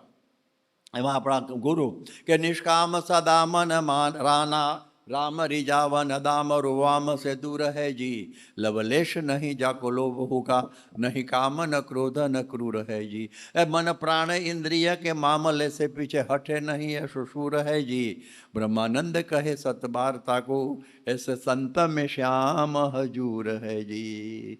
એમનામાં બધા ગુણો જુઓ તો બધા હલાવી નાખે એવા છે. નિષ્કામ, નિર્લોભ, નિર્માન, નિસ્નેહ આ બધા જે ગુણોનું વર્ણન અત્યારે બધું કરાયું નથી સમયના ભાવે. પણ આપણે બધા જાણીએ છીએ કે જેને યોગીજી મહારાજ અને પ્રમુખ સ્વામી બંનેને પ્રેસ રિપોર્ટરે પૂછેલું ત્યારે સ્વામી કહ્યું કે અમને જિંદગીમાં પણ સ્ત્રીનો સંકલ્પ થયો નથી. ગોદી લાવો ને કોણ મળે એવું નિષ્કામી વર્તમાન. આટલી મોટી સંસ્થા નામે કશું નહીં. એ નિર્લોભી વર્તમાન. એમને જે આવ્યું એ શ્રીજી મહારાજ પણ પહેલાં મીઠિયાવાળના પહેલાં લાડવા ખાતા, પેલા ગોળા ખાતા. આ પ્રમાણે પ્રમુખ ગુણાતીતાનંદ સ્વામી બાજરાનો રોટલાનો ભૂકો અને છાશ ખાતા. આપણે જો યોગીજી મહારાજ તો જે આવ્યું એ એક વખતે ત્યાં આગળ કડવી કાકડી શું કહેવાય તુરિયાની કઢી હતી મુંબઈમાં, ખાઈ ગયા, કંઈ બોલ્યા જ નહીં. નિસ્વાદી વર્તમાન. પ્રમુખ સ્વામી મહારાજ જાપાનની અંદર શીરાની અંદર મીઠું આવી ગયેલા પૂરેપૂરું તો પણ કંઈ બોલ્યા જ નહીં. જે આવ્યું એ ગમી લેવાનું, કોઈ પ્રશ્ન જ નહીં. મહંત સ્વામી તો નિસ્વાદની મૂર્તિ જેવા છે. એની પ્રસાદી કોઈને પસંદ પડે નહીં. કોઈ બાપા તો મોડામાં જાય એવું નથી. એમના પાવળો ચાવે ને એ તો જેમ થર્મોકલ ચાવતા હોય ને એવો સ્વાદ મારા ભાઈ. હવે આ પ્રમાણે આપણી પરંપરા બધા વર્તમાને યુક્ત છે. પોતાના ગામનું ઘરનું નામ નથી બોલતા, એમાં કોઈ સ્નેહ રાખતા નથી. નિસ્પૃહી, નિર્માની. આટલું બધું કાર્ય કર્યું હોય તો બધું મહારાજ કરે છે, આપણું કંઈ થતું નથી. અપમાન થાય તો પણ આનંદની અંદર. એમના મોટા સુવર્ણ તુલા થતી હોય મુંબઈમાં, ત્યારે લંડનમાં, પણ જ્યારે ઉતર્યા ત્યારે જાણે કે થયું જ નથી, ભૂલી જ જાય તરત ભૂલી જાય. પછી સાંજે કોઈ અપમાન કર્યું તો એ કશું નહીં. તો આ બધા ગુણો આપણે બધા જોયેલા છે એમના. તમે જુઓ કે એમના અહમ શૂન્યતા. શ્રીજી મહારાજને 18 વખત ઉઠાડ્યા તો એ પણ જમી લીધું. આટલું કોળીઓ એ જમવા માટે ટળવાડતા નહોતા, પણ આપણને શીખવાડતા હતા કે કેવી પ્રકારે આપણે અહમ શૂન્યતા કેળવવી. ઉગા કુમારનો માર ખાધો આપણા પરમહંસોએ. આપણે મહંત સ્વામી પ્રમુખ સ્વામીને કોઈ ઘરમાંથી એમ એક ગામમાં પધરામણીમાં ભાગાઈ છે ને લંગો ટાઈમ કંઈ કાઢી મૂકેલા અમે હતા તો એ કંઈ બોલ્યા નહીં. હવે તમે જુઓ આ ગાંધીનગરની પરિક્રમા કરવી હતી, 3 ભાગ થઈ ગયેલા. આગલો ભાગ ખુલ્લો રાખવો કે પછી અરે શું કે ત્યાં દરવાજો મૂકી દેવો બધાનો મત થયેલો, ત્યારે પ્રમુખ સ્વામી કે દરવાજાને મૂકવાની જરૂર નથી, ખુલ્લો રાખો. ઓહ, $1 million ડિસિઝન. ખુશ થઈ ગયા બધા. સ્વામી કેટલી વખત ત્યાં ગયા છે પણ કોઈ દાડ બોલ્યા નથી. This was my suggestion. આ મેં કહ્યું તો હરખું થયું, બહુ આપણું કામ કેવું, એવું કોઈ દિવસ એદી મેં નહીં હોતા એવું બોલેલા નથી. આમ બ્રહ્મવિહારી સ્વામી એમને એક ચોપડી આપી કે એમાં તમે લખો આઈ એમ બ્લેસિંગ યુ અંગ્રેજીમાં. કારણ કે મને ક્યાં અંગ્રેજી આવડે છે પણ એબીસીડી તો આવડે છે, મને બોલો એમ લખો ને. તો એમણે લખ્યું આઈ એમ બ્લેસિંગ યુ, બોલ્યા એમ. તો આઈ ઉપર મીંડું કરેલું કે સ્વામી આઈ ઉપર મીંડું ન હોય, I should be always capital. અને આ તો તમે આ શું કર્યું કે ભલે એમાં જે આવતું હોય પણ જીવનમાં આઈ મીંડાવાળો રાખો. કેવો રાખો? આઈ ઉપર એટલે અહમ ઉપર મીંડું. તો પ્રમુખ સ્વામીના જીવનમાં અહમ ઉપર શૂન્ય છે, એટલા માટે એમનું નામ છે અહમ શૂન્ય પ્રમુખ સ્વામી મહારાજ. જેને અહમ જ નથી એવી રીતનું એમનું આ જીવન છે. આ બધા દાખલાઓનો પાર નથી. તમે જુઓ કેવી રીતે બધું વર્તેલા છે. અજાત શત્રુ એમનો ગુણ તમે જુઓ કે શ્રી શાસ્ત્રી મહારાજ જે દિવસે એમને પેલા ગઢડામાં જમીન નહીં આપવાનો ઠરાવ કરેલો ને, હમણાં જોયું ને કે એનું ખાસ મુહૂર્ત પણ સ્વામીએ એક મહારાજાના હાથે કરાયું. અજાત શત્રુ, આ જબરજસ્ત વાત કહેવાય. ઝેર આપનારને પણ પ્રમુખ સ્વામીએ સાચવેલા છે. અક્ષરધામમાં જે બધા આતંકવાદીઓએ બધી ઉપદ્રવી કરેલી ને, તો ત્યાં જઈને પણ ફૂલ છાંટીને પાણી છાંટીને એને સદબુદ્ધિ બીજા જન્મે આવ્યા એવી પણ વાતો એમણે કરેલી. નારાયણ ધારા ઉપર યોગીમાને પેલા મારનારા સાધુ હતા પથરા, એમના માટે પણ સ્વામીએ એમની પણ સેવા સરભરા સમય આવ્યો ત્યારે કરી લીધેલી હતી. એટલે એનો કોઈ પાર આવે એવો નથી આ બધા દાખલાઓનો. પણ આટલું આમ સમજીએ કે આવી પ્રકારના આપણને ભગવાન મળ્યા, આવા ગુરુ મળ્યા, એટલે કહેવાય મને સંત મળ્યા, ભગવંત મળ્યા, મારા જન્મ જન્મના પુણ્ય ફળ્યા. જેમ આપણે સંત મળે એટલે ભગવંત ઓટોમેટિક આવી જ જાય ને. બળદીઓ ખરી જાય તો બધી બગીઓ ભેગી જ આવી જાય ને, એમ જેને મને સંત મળ્યા એટલે સમજ્યું કે એમાં ભગવાન મળી ગયા, બાય 1 get 1 ફ્રી જેવું. તો આ પ્રમાણે આવી રીતે આવી માનો મળી છે મોટી વાત, હાથ આવી તેમાં હારજો રે, કરી જતન દિવસ રાત, સુતા બેઠા સંભાળજો રે. હવે આપણે પેલી વાત ઉપર આવી જઈએ. યોગી બાપાએ કહ્યું કે પ્રાપ્તિ ઘણી મોટી થઈ છે, એમાં વિઘન ન આવવા દેવું. તો એમાં વિઘન પણ આવે હો. પ્રાપ્તિ જેટલી મોટી હોય એમાં વિઘન પણ મોટા હોય. તો તમે જુઓ કે હાથમાં આવેલો હીરો જતો ન રહે તો જાણપણું રાખવું. વિઘ્ન એક કુસંગનું બહુ મોટું વિઘ્ન.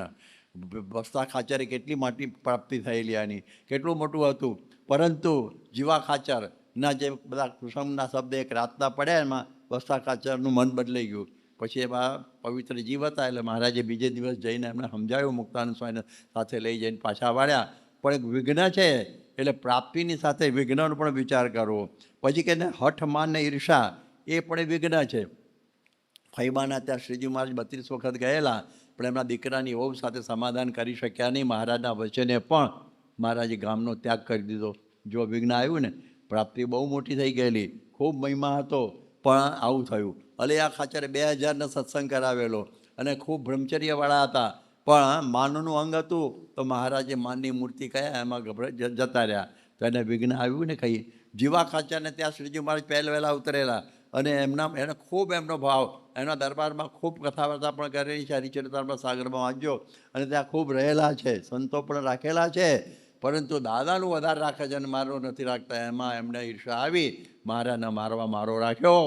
જો વિઘ્ન આવ્યું કે નહીં. એટલે પ્રાપ્તિ ઘણી મોટી થઈ છે, એમાં યુગન આવવા દેવું નહીં. એનું જાણપણું, આ જાણપણું ચૂકાઈ ગયું તો આવી પ્રકારની ઉપાધિ બધી થયેલી છે. એટલે આ વાત સમજવાની. એટલે હવે આ પ્રાપ્તિ છે, હવે આપણને મળી તો ગઈ, મોટામાં મોટી પ્રાપ્તિ મળી ગઈ. હવે એને માણવાની આ છેલ્લો ભાગ આવે છે, પ્રાપ્તિને માણવાની. આપણે પાસે ભોજન તો આવી ગયું પણ ખાઈએ નહીં તો ભૂખ કેવી રીતે જાય, એનો ટેસ્ટ કેવી રીતે આવે. આ ટેસ્ટ માટે તો આમ જરા ધમધમ આવવું જોઈએ ને. અત્યારે રસ છે જમ્યા પછી શાંતિ રાખજો. તો આ પ્રમાણે એને માણવાનું હોય. તો પ્રાપ્તિને માણવા માટે શું કરવાનું હોય? તો પહેલાં 3 વસ્તુ હોય પ્રાપ્તિ માણવા માટે. યાદ રાખજો, નિષ્ઠા, જે અત્યાર સુધી બધી વાતો થઈ ગઈ, ગુણાતીતાનંદ મોક્ષ સજાનંદ પરમેશ્વર મનસ્વર મોક્ષદ્વાર, એ નિષ્ઠા જડબે સલાક હોવી જોઈએ. જરા પણ આગી પાછી હોવી જોઈએ નહીં. એની વાત આગળ કહું છું. પછી બીજું છે કે સત્પુરુષમાં દ્રઢ પ્રીતિ. શું જોઈએ? સત્પુરુષમાં દ્રઢ પ્રીતિ. જેમ આપણા સગાવાલાના કુટુંબીમાં પ્રીતિ છે જ ને, આપણે ટેસ્ટ આપણને પ્રેક્ટિસ તો છે જ. સગાવાલામાં પ્રીતિ રાખવાની ક્યાં પ્રેક્ટિસ નથી. છોકરાને છોકરા રમાડવાની બધી પ્રેક્ટિસ તો છે જ, જરા ચેન્જ કરવાનું છે, એ જરા આની અંદર નાખવાની છે. એટલે દ્રઢ પ્રીતિ. અને ત્રીજું, ધર્મ નિયમમાં દ્રઢતા. શું કહેવાય? ધર્મ નિયમમાં દ્રઢતા. આ ત્રણ બરોબર જોઈએ. નિષ્ઠા પાકી, ગુણાતીતા. જેમ કે છે ને આપણે મા બાપની નિષ્ઠા કેવી છે કે આ મારા બાપ ને આ મારા મા. કોઈક વખત ન બનતું હોય, એની પર કેસ કરવો હોય તો પોતાના નામની પાછળ બાપનું નામ લખે, એટલે બીજાને લખડે તારા બાપો તો કેસ કરે તારા બાપો પર. બાપ બદલાય નહીં, બાપ તો એ જ હોય. એવી રીતે ગમે તેવું સુખ દુઃખ માન અપમાન જે કંઈ થાય, બાપ બદલવો નહીં. સહજાનંદ મારો બાપ અને મહાન સ્વામી મારી મા, એ ફિક્સ જ હોવું જોઈએ. એટલે એ વાત. ધર્મ નિયમ પણ બહુ જરૂર. કારણ કે મહારાજે કહ્યું છે કે સૌ હરિભક્તને રે રહેવું માં હોય મારે પાસ, તો તમે મેલજો રે મિથ્યા પંચ વિષયની આસ. મને બધાને અણિશુદ્ધ ચોખ્ખા કરવા છે, પલ માત્ર કસર રહેવા દેવા નથી. એટલે આ ધર્મ નિયમ બરાબર પાક્કા જોઈએ ને જોઈએ. ત્યાં પોલ નથી. Admission to all but passing 10%. યાદ રાખવાનું. જેને જોઈએ ત્યાઓ મોક્ષ માગવા રે લોલ. બાકી તો વ્રત તેક જો ચૂકશો તો ભોગવશો સૌ તણું. નહીં તો તમે નચિંત રહેશો. કરવું તમારે કંઈ નથી. જે મળ્યા છે તમને તે પાર છે અક્ષરથી. આ વાત બરાબર સમજવાની. એટલે આ વાત આવી. હવે આપણે જોઈએ છે કે આ પ્રતીતિ બરાબર ગોઠવાઈ ગઈ હોય તો એનું જીવન કોઈક જુદું જ બની જાય. લોયાનું ત્રીજું વચનામૃત બહુ લાંબુ છે એટલે બહુ લંબાણથી નહીં કહું, પણ જોડાયામાં ત્રીજામાં એમ કહ્યું છે કે ભગવાન અને સંતોનો મહાત્મા જ્ઞાની સહિત નિશ્ચય હોય તો શું ન થાય એના માટે બધું થાય. એના માટે કુટુંબનો ત્યાગ કરે, ધનનો ત્યાગ કરે, લોકલાદનો ત્યાગ કરે, સ્ત્રીઓએ પુરુષનો ત્યાગ કરે, પુરુષોએ સ્ત્રીઓનો ત્યાગ કરે. બબો કરી દીધું છે ને. તો આ મહિમા આવી પ્રકારની ભક્તિ હોય નિશ્ચય તો આ બધું જ થાય. અને એના માટેના બધા દાખલાઓ બધા આપણે જાણીએ છીએ કે કેવા કુશળ કુણભાઈએ આખું રાજ્ય આપી દીધું. થયું કે નહીં? બધા ગમે તેવી પ્રતીતિની અંદર પણ જરા આપણે આગા પાછા ન થયા. એટલે આ વાત સમજવાની. આપણે જરા સમજવાનું કે આપણી જે પ્રાપ્તિ છે એને પ્રતીતિમાં ફેરવવાની. પ્રતીતિ એટલે જ કેફ, પ્રતીતિ એટલે સ્વરૂપનિષ્ઠા, પ્રતીતિ એટલે આશરો. જે કોઈ પ્રતીતિમાં બધા જુદા જુદા નામો છે, પણ એ જ્યારે કેફ ચડી જાય, એનો આનંદ આવી જાય તો શું ન થાય એ ઉપર જતું રહે. એટલા માટે આપણે સમજવાનું કે પ્રતીતિ છે ને એ પ્રાપ્તિથી બદલવાની. એ ચમકારામાં થઈ જાય, ખબર ના પડે ને ખબર પડે ઓહ મને આ મળ્યા છે. જેમ પેલા જી વિદ્યારાજ એ બેંગ્લોરની અંદર છે, બેંગ્લોરમાં હજી જીવે છે ખબર નહીં, પણ હતા અત્યાર સુધી. એમના કુટુંબમાં એક બધા શું કહેવાય શાલિગ્રામ ચાલે આવતા હતા. પછી એણે જોયું કે આ તો શું કહેવાય માણેક છે, આ તો માણેક છે, રૂબી. જો તરત પ્રાપ્તિની પ્રતીતિમાં ફેરવાઈ ગઈ ને, ખબર પડી એટલે તરત જ ઓન ધ સ્પોટ ફેરવાઈ ગઈ. અને પછી એની કિંમત કેટલી છે ખબર છે? એક રત્નાંજલિ, એક નીલાંજલિ, $3000 ટ્રિલિયન. અને બીજાની છે $2500 ટ્રિલિયન. ખબર પડે છે બધી માપમાં? તો આપણને લાગે ને કે શું કહેવાય, થતા કહેવાય ને, ગાંડા થઈ જવાય એવું છે ને. અને હમણાં જ પછી એનું ધરાજી કરી નાખીએ કે થાકી ગયો તો હાચવીને પૈસા એમાં ખોટા જાય ને, શાક લેવાના કામમાં ના આવે હીરો. આવી પરિસ્થિતિ થઈ ગયેલી. તો આપણે જોઈએ ને, તમે અત્યારે ગૂગલની અંદર જોજો જી વિદ્યારાજ, તો આખું બધું ડિટેલ તમને મળશે. જી વિદ્યારાજ ગૂગલમાં જોજો. આ વાર્તા જેવું નથી, હકીકત છે. તો તરત પતિથી આવી ગઈ એટલે બદલાઈ ગયું. એક વખત અમે મોમ્બાસામાં હતા અને એ વખતે આશાભી સુરતવાળા એ આવીને એ હતા વલાસણના, અને આપણા જે એક ત્રિભુવનદાસ ઇનામદાર એ પણ વલાસણના. એ બંને એકબીજાને ઓળખે નહીં. આશાભાઈને હતું કે અમારા મોમ્બાસામાં અમારા ગામના છે, ઇનામદાર મારે મળવું છે. ઇનામદારને એમ કે આમના સંઘમાં આશાભાઈ છે, અમને મળવું છે. એક વખત એક સુંદરજીભાઈના ઘેર બે હારે જમવા બેઠા હતા. અરે જમવા ક્યાં, કથા પછી સાથે બેઠા હતા. યોગી બાપા જમવા ગયેલા, સુંદરજી નાનજી રૂપારીયા અમે બધા હતા. અને બે જણા સામે બેઠા, અડીને બેઠા હતા. બે જણા ત્રિભુવનદાસ અને આશાભાઈ અડીને બેઠા હતા. 3-4 દિવસથી એકબીજાને હોતતા હતા. અને યોગી બાપાની રીત પ્રમાણે યોગી બાપાએ કહ્યું વચ્ચે, આશાભાઈ આ વજરાનમાં કઈ વાત આવી? આશાભાઈ શબ્દ સાંભળ્યો, ત્રિભુવનદાસ કાન પકડે. ઓહ તમે આશાભાઈ? કે હા. અને તમે? કે ત્રિભુવનદાસ. બેટી ઓહો કાલબાર ઘર જમવા આવજો. સ્વામી કહે જો અત્યારે બે બેઠા હતા લાકડાની જેમ અડીને, કંઈ સ્પંદન નહોતું, પણ ઝબકારો થયો એટલે નહોતી સમજણ તો શું કહેવાય, છેટમ છેટા, અને ઓળખાણ થઈ ગઈ તો આ જો ભેટા ચાલ્યું, આપણી કથા પડી રહી અને આ ભેટવા માંડી પડ્યા. તો આ પ્રમાણે એક જ ચમકારામાં પતલી જાય, બહુ લાંબી જરૂર નથી પડતી. એક ચમકારો થઈ જાય ને કે મહંત સ્વામી સાક્ષાત ભગવાનનું સ્વરૂપ પતી ગયો, પછી કંઈ જરૂર છે ને એ બધું પૂરું થઈ ગયું. અમારે સ્ટોકહોમ છે ને, સ્ટોકહોમ સ્વીડનમાં, એમાં આપણો એક ઘનશ્યામ ડોળિયા એટલે ખેડાવાળા બ્રાહ્મણ, હવે સુમિત્રાના, હવે મદ્રાસથી ત્યાં ગયો, એટલે એને દીકરી જન્મી, એનું નામ પાડ્યું પ્રાપ્તિ. અને ત્યાં સ્વામીનો કાગળ 7/10/2024 7/10/2024 પરિપત્ર આવ્યો કે આપણે હવે પ્રાપ્તિને પ્રતિતિમાં ફેરવીએ. એને તરત દીકરીનું નામ બદલીને પ્રતિતિ કરી નાખ્યું તરત બીજા દાડા. એમ બોલે યાર તારું તો જલ્દી થઈ ગયું, અમે તો ફાફા મારીએ તો થતું નથી. તરત જ તો જેમ ઘનશ્યામની પ્રાપ્તિ તરત પ્રતિતિમાં બદલાઈ ગઈ, એમ ચમકારો થઈ જાય ને તો આપણી પ્રાપ્તિ પ્રતિતિમાં બદલાઈ જાય. એનો કેફ ફરી જુદો જ આવે. કેફ આવે વજે એના હોકાનો કેફ પેલાને કેવો ચડી ગયેલો, એવી રીતે કેફ ચડી જાય કે કોણ મને બોલાવે છે, કોની સામે બેઠો છું, કોણ મારા છે. જેમ સંગ્રામના પત્નીને કેફ ચડી ગયેલો, તો જેમ પેલા બ્રાહ્મણના વીડામાં જ પાણી ભરી લાવી, બ્રાહ્મણ અરે બેસ આ તો મહારાજ પીવાના છે. તો એવી પ્રકારનો એને કેફ ચડી ગયો. ઘણા બધાને કેફ ચડી જાય મહારાજના વખતનો.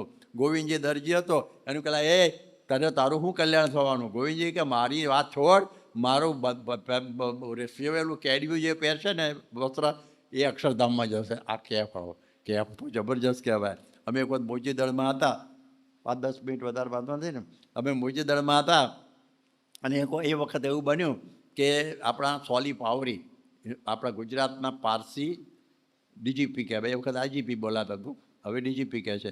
તો એને કંઈક કૌટુંબિક પ્રશ્ન થયેલો. યોગી બાપાના દર્શન કરવાના આશીર્વાદ લેવા થઈને મોચી દળ આવેલા. કાઠિયાવાડનું એક નાનું ગામડું ચૂડાની બાજુમાં, લીમડીને નજીક. એટલે એ આવી તો ગયા અને સાદા રીતે આવેલા, પેલું ઠઠારો મોટરો પોં બધું કંઈ નહીં, લાલ લાલ લાલ, અને બેસી ગયા પાછળ. ડૉક્ટર સ્વામી જોઈ ગયા, એમને ખબર પડી કે આ કોણ છે? એક હું સોલી પાવરી, મારા સ્વામી સાથે વાત કરવી છે, ગુજરાતનો આઈજીપી. એ સારો દર્શન કરાવ્યા, આશીર્વાદ અપાવ્યા, સ્વામી કંઈ જમાડી દો અને સાહેબને વિદાય કરીએ. તો પછી મને ચૂડા સુધીનો રસ્તો જરા ગરબડ છે, મારો ડ્રાઈવર લઈ આવ્યો છે, કારણ કે એ વખતે સાથે કંઈ લાયા નહોતા, કારણ કે અંગત પ્રશ્ન હતો ને. નહીં તો તેને તો આઈજીપી તો ડીજીપી તો કેટલું આગળ રસાલો ચાલે. એટલે કે સારું, તે ડૉક્ટર સ્વામી એક ઈશ્વરભાઈ કરીને હતા, એનું તમે એમને ચૂડા સુધી મોટરો બેસીને જાઓ, પછી ચાલતા ચાલતા પાછા આવી જજો. એટલે સાહેબે બાજુમાં બેસાડ્યા અને પૂછ્યું કે શું તમારું નામ? કે ઈશ્વરભાઈ. શું કરો છો? સાહેબ પોલીસમાં નોકરી કરું છું. હા, ઓર્ડિનરી પોલીસમાં છેલ્લો. અને સાહેબ ખુશ થઈ ગયા કે પોતાનો ડિપાર્ટમેન્ટ હોય ને. વાહ, ગુડ ગુડ.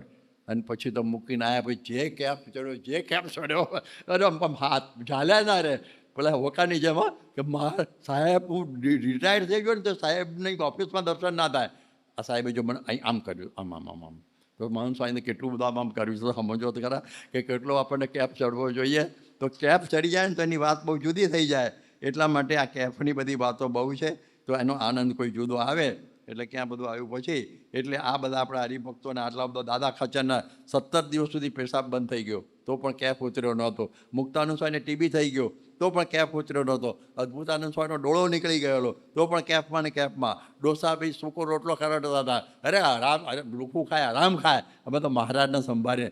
આર્થિક પરિસ્થિતિ ખરાબ હોય, દૈહિક પરિસ્થિતિ ખરાબ હોય, સામાજિક પરિસ્થિતિ ખરાબ હોય, છતાં પણ કેફ ઉતરે ને એ નામ પ્રતિથી શું કહેવાય?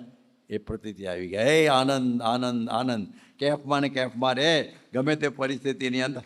યોગેન્દ્ર પરમારનો 16 વર્ષનો છોકરો જુવાન જોત ધામમાં ગયો, પેડા વેચ્યા અને એનું ઘર આખું નવરંગપુરાનું ભેટ આપી દીધું, ત્યાં મંદિર બની ગયું. તમે જો વિરચંદ મોદીને એવા તકલીફ થયેલી તો પણ અખંડ કેફની અંદર એક નિરલ આપણો છે કરમસદનો, આપણે ત્યાં શિકાગોમાં ધામમાં ગયો, પણ એને એટલા ઓપરેશનો બધું હતું. જ્યારે પૂછીએ તો હું તો અક્ષરધામમાં જ છું. અમારા સડબરીમાં હતા ઉપેન્દ્ર ઓઝા, એને બધી જ આખું મિલકત નૈરોબી અરે ન્યુયોર્ક મંદિર બનાવવા માટે આખું આપી દીધેલું, છતાં એને પેલું થયું શું કહેવાય કિડની ફેલ, 32 વર્ષ સુધી ડાયાલિસિસ. જ્યારે ફોન કરીએ કે ઉપેન્દ્ર કેમ છે, કે બાપા મારું ગમે તે પરિસ્થિતિ. નામ પ્રાપ્તિની પ્રતિતિ બદલાઈ ગઈ કહેવાય. પ્રતિતિમાં ભજીબાને મહારાજ જાતે પરીક્ષા કરવા ગયા તો હલી નહીં. સમજવું કે પ્રાપ્તિને પ્રતિતિમાં ફેરવી દીધેલી હતી. એ બધી આવા દાખલાઓ બહુ કહેવાય, પાર વગરના છે. આ સાબીનો બંગલો વળ્યો અને શાસ્ત્રી મારે 500 રૂપિયા માગવા ગયા અને આપી દીધું, એનું નામ પ્રતિતિ આવી ગઈ કહેવાય. માટે પ્રશ્નો તો ગમે એટલા હોય, પરંતુ પ્રાપ્તિ છે હિમાલય જેવી છે ને પ્રશ્નો કેવા છે? ઢેફા. એ ઢેફા જેવા છે. એટલા માટે આપણે હંમેશા કહે છે ને મોજમાં રહેવું, મોજમાં રહેવું, મોજમાં રહેવું રે. પ્રભુ મળેના કેફમાં રહેવું, મહંત મળેના કેફમાં રહેવું, મોજમાં રહેવું. હવે આટલી વાત પૂરી થઈ. હવે મહંત સ્વામીએ આ અંગે જે પ્રશ્નોત્તરી કરીને એ 2-3 મિનિટમાં આપણે સાંભળી લઈશું તો આપણને થોડો ખ્યાલ આવશે કે આનો અર્થ કેવો કહેવાય. હવે આ પ્રશ્ન એવો હતો કે બાપા આપે પત્રમાં લખ્યું કે પ્રાપ્તિને પ્રતીતિમાં પરિવર્તિત કરીએ એવું લખીને આપે અમને શું સમજાવવા માગો છો? સ્વામી કે પ્રાપ્તિ એટલે મૂર્તિમાન. જેમ તમે એકબીજાને જુઓ છો ને એવી રીતે આમાં મહારાજ અખંડ રહ્યા જેવું સમજાઈ જાય તો સમજવું કે આ પ્રતીતિમાં પરિવર્તિત થઈ ગઈ કહેવાય. પછી કહે છે બાપા પ્રતીતિ થઈ ગઈ છે, પ્રતીતિમાં પ્રાપ્તિ પરિવર્તિત થઈ ગઈ એની નિશાની શું? તો સ્વામી કે અખંડ આનંદ. શું રહે? અખંડ આનંદ. કોઈ પણ પરિસ્થિતિની અંદર અખંડ આનંદ રહે એવી વાત કરી. એટલા માટે આપણે કહે છે કે એ જ વાત છે. પછી કહે છે ને બધા તમે હમણાં બધી વાતો કરી દીધી અને પછી એમણે કહ્યું કે સ્વામી તમને આ પ્રાપ્તિ કેવી રીતે અનુભવાય છે? ત્યારે મહંત સ્વામી બોલ્યા એ બોલાય એવું નથી, કહેવાય એવું નથી. યાદ રાખજો, મહંત સ્વામી જ્યારે પ્રાપ્તિની વાત કરે ને કે શ્રીજી મહારાજ કોઈને મળ્યા નથી, આપણને મળ્યા છે ને આવું છે ને આવું સમજવું, તો એમ સમજવું આપણે કે એ શ્રીજી મહારાજે મહંત સ્વામી રૂપે આપણને મળ્યા છે અને મહંત સ્વામીની જેવો કેફ એમની રીતે વાત કરે છે એવો આપણે પણ રાખવો, નહીં તો પાછું ઊંધું પડશે. એટલે આ પ્રમાણે બધું રાખવું. એટલે આ પ્રમાણે આ તમને કે આવો વિચાર પહેલાંથી હતો પ્રાપ્તિનો કે હવે થયો? કોકે પૂછ્યું પ્રમુખ મહંત સ્વામીને. કારણ કે યોગી બાપાની દયાથી પહેલાંથી જ આવું હતું. તો આવી રીતે આપણને આવો સરસ મજાનો યોગ પ્રાપ્ત થયો છે. માટે કેફમાં રહી અને આપણે ભક્તિ કરવી અને અખંડ આનંદમાં ગમે તે પરિસ્થિતિમાં હોઈએ પરંતુ દિવ્ય ભાવ અને અખંડ મહિમાથી આપણું મન જીવન સભર રહે, કેફથી છલકાતું રહે. આ બધા દાખલાઓ જોયા પ્રમાણે એ જ મહારાજ સ્વામી અને મહંત સ્વામી મહારાજના ચરણોમાં પ્રાર્થના. સ્વામિનારાયણ ભગવાનની. આવી પ્રેરણાદાયી કથાના નિયમિત શ્રવણ માટે આ વિડીયોને લાઈક કરો અને ચેનલને સબસ્ક્રાઈબ કરો. અને ખાસ આ કથાને આપના જેવા અન્ય મુમુક્ષુ સાથે શેર કરીને આંગળી ચિંધ્યાનું પુણ્ય મેળવો. જય સ્વામિનારાયણ.